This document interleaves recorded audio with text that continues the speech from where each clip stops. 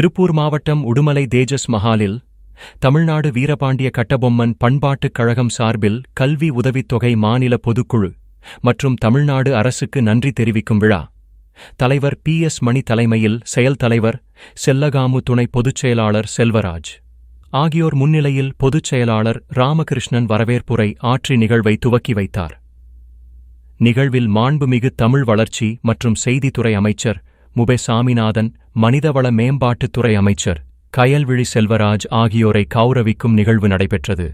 நிகழ்வில் தமிழக வாழ்வுரிமை கட்சித் தலைவர், பண்ரொட்டி சட்டமன்ற உறுப்பினர் மாண்புமிகு வேல்முருகன் பொள்ளாச்சி, பாராளுமன்ற உறுப்பினர் கே. ஈஸ்வரசாமி, திருப்பூர் மாநகராட்சி 4ஆம் மண்டல தலைவர் ஈலா பத்மநாபன், உடுமலை நகர் மன்ற தலைவர் மத்தீன் விடுதலை களம் கட்சி நிறுவனர் நாகராஜ் மற்றும் ஏனைய சமுதாயத்தினுடைய மாநில நிர்வாகிகள் கலந்து கொண்டனர்.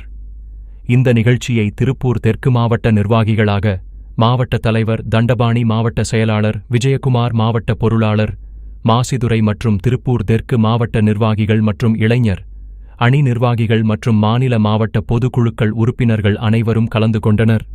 நிகழ்ச்சி இறுதியாக மாநில பொருளாளர் கே. பாண்டியன் நன்றி உரையாற்றினார். ரூபாய் 75 உங்கள் விளம்பரங்களை எங்கள் செய்தித்தளத்தில் ஒளிபரப்புகின்றோம். வாருங்கள், ஒன்றிணைந்து வளருவோம்.